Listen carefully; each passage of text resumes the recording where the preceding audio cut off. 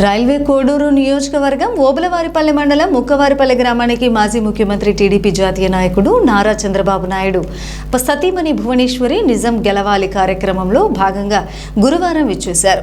ఆమెకు railway Koduru TDP incharge ముక్కురుపానందరెడ్డి, ఆయన సతీమణి వరలక్ష్మి మరియు వేలాది మంది తెలుగుదేశం పార్టీ అభిమానులు, కార్యకర్తలు, నాయకులు భారీ సంఖ్యలో పాల్గొని ఘన స్వాగతం పలికారు. ఈ కార్యక్రమంలో నారా భువనేశ్వరి మాట్లాడుతూ, రాష్ట్రం అభివృద్ధి చెందాలంటే నారా చంద్రబాబు నాయుడు ముఖ్యమంత్రి కావాలని, గతంలో నారా చంద్రబాబు నాయుడు చేసినటువంటి అభివృద్ధి కార్యక్రమాల గురించి వివరిస్తూ, ఒక రాష్ట్రం బాగుపడాలంటే నాయకుడు అనేవాడు అతని గురించి ఆలోచించడు, రాష్ట్రం గురించి ఆలోచించాలి, ప్రజల గురించి ఆలోచించాలి, కార్యకర్తల గురించి ఆలోచించాలి, రాష్ట్ర యోగక్షేమాల దృష్టిలో పెట్టుకుని ముందుకు తీసుకువెళ్లాలని అలాంటి నాయకుడు నారా చంద్రబాబు నాయుడు అని అంటూ కొనియాడారు. ముఖ్యంగా చంద్రబాబు నాయుడు రాష్ట్రానికి పరిశ్రమలను తీసుకొస్తారని, పరిశ్రమల ద్వారా యువకులకు నిరుద్యోగం లేకుండా ఉద్యోగ అవకాశాలు కల్పిస్తారని పేర్కొన్నారు. 5 సంవత్సరాల నుంచి రాష్ట్ర ప్రజలు నరకం అనుభవిస్తున్నారని, అది మీకు తెలుసని, రాష్ట్రం అభివృద్ధి లేకుండా అట్టడుగు లోకానికి తీసుకెళ్లారని, రాష్ట్రాన్ని నాశనం చేస్తుందని ప్రస్తుత ప్రభుత్వాలు పరిపాలన దుయ్యబట్టారు. తెలుగుదేశం పార్టీని ముందుకు తీసుకువెళ్లాలంటే ఎవరు అవసరం అంటూ కార్యకర్తలను ప్రశ్నించగా, కార్యకర్తలందరూ నారా చంద్రబాబు నాయుడని సమాధానమిచ్చారు. దానికి ఆమె కాదు లక్షలాది మంది పసుపు సైనికులు అంటే మీరే అంటూ బదిలిచ్చారు. దానికి అభిమానులు పెద్ద ఎత్తున వీలలు, కేకలు, కేరింతలు, చప్పట్లు వినబడ్డాయి. అనంతరం ముక్క రూపానందరెడ్డి నాయకత్వం వర్ధిల్లాలి పెద్ద ఎత్తున నినాదాలు చూశారు. ఈ కార్యక్రమానికి రైల్వే కోడూరు మాజీ టీడీపీ ఇన్ఛార్జి కస్తూరి విశ్వనాథ నాయుడు పాల్గొన్నారు. అలాగే రైల్వే కోడూరు నియోజకవర్గంలోని టీడీపీ, జనసేన, బీజేపీ అభిమానులు, కార్యకర్తలు, నాయకులు, ప్రజలు వేలాది సంఖ్యలో పాల్గొన్నారు. చంద్రబాబు నాయుడు గారు ఆయన విజన్ 2020తో ఆ ఐటీ హబ్ ముందుకు తీసుకొచ్చారు. యువకులకి ఉద్యోగాలు కల్పించారు. అప్పుడు దాని తర్వాత వాళ్ళ బిడ్డలకు కూడా ఇప్పుడు పనిచేస్తున్నారు. ఆ కుటుంబం లక్షలు సంపాదిస్తుంది, సంవత్సరానికి కోట్లు కూడా సంపాదిస్తున్నారు.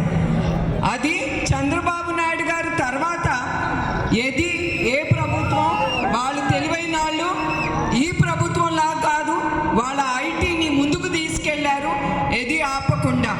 కానీ ఈ 5 ఏళ్ళ పరిపాలన మీరు చూశారు. ఇప్పుడు ఈ ప్రభుత్వం ఏం చేస్తుందో, చంద్రబాబు నాయుడు గారు ఆయన మీద కక్షతో ప్రజలందరినీ సంతోషం లేకుండా ఏడిపించుకుని తింటున్నారు. అది మీరు ఆలోచించాలి. అది ఒక్క నాయకుడినే కాదు, మీరందరూ కూడా సంతోషంగా ఉన్నారా? మీ కుటుంబాలు కానీ ప్రజలు కూడా ఆలోచించాలి. ఇది ఒక్కడి గురించి ఆ కక్షతో రాష్ట్రాన్ని నాశనం చేసేస్తాంది ఈ ప్రభుత్వం.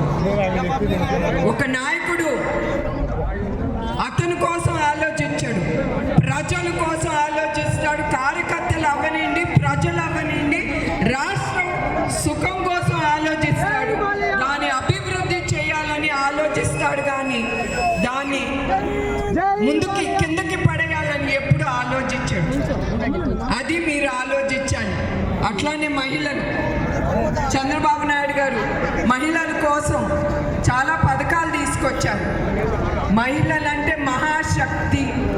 మన కుటుంబాన్ని ముందుకు తీసుకెళ్లేది మన స్త్రీలు.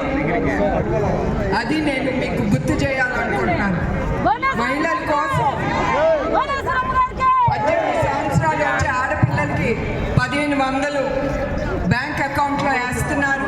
అట్లానే ప్రతి బిడ్డకి 15,000 పడేటట్టుగా వాళ్ళ అకౌంట్లో అది కూడా చేస్తున్నారు. అట్లానే 3 గ్యాస్ సిలిండర్లు ఫ్రీగా ఉచితంగా ఇస్తున్నారు ప్రతి కుటుంబానికి. తర్వాత మహిళలకి ప్రయాణం ఉచితం. అట్లానే 20 లక్షల ఉద్యోగాలు యువకులకి ఇప్పిస్తామని అన్నారు. అదిను ప్రతి యువకుడికి, ఉద్యోగం లేని యువకుడికి 3,000 రూపాయలు ప్రతి నెల వాళ్ళ అకౌంట్లో పడేటట్టు చూస్తారు. కానీ అది కాదు, చంద్రబాబు నాయుడు గారు ముందల యువకుల గురించి, వాళ్ళ భవిష్యత్తుల గురించి ఆలోచిస్తారు. ఆయన పరిశ్రమలు తీసుకొస్తారు. అందుకే ఆయన మీద ఆయనకి ధైర్యం, నమ్మకం. పరిశ్రమలు తీసుకొచ్చి యువకులకి ఉద్యోగాలు కల్పించాలి. అది మనం అందరం కోరుకోవాలి కూడా. మన భవిష్యత్తు గురించి, మన పిల్లల భవిష్యత్తు గురించి, మీ స్త్రీలు మీరు అదే ఆలోచించండి. ఒక పార్టీ ఒక పక్క నుండి వాళ్ళ బిడ్డలు వాళ్ళ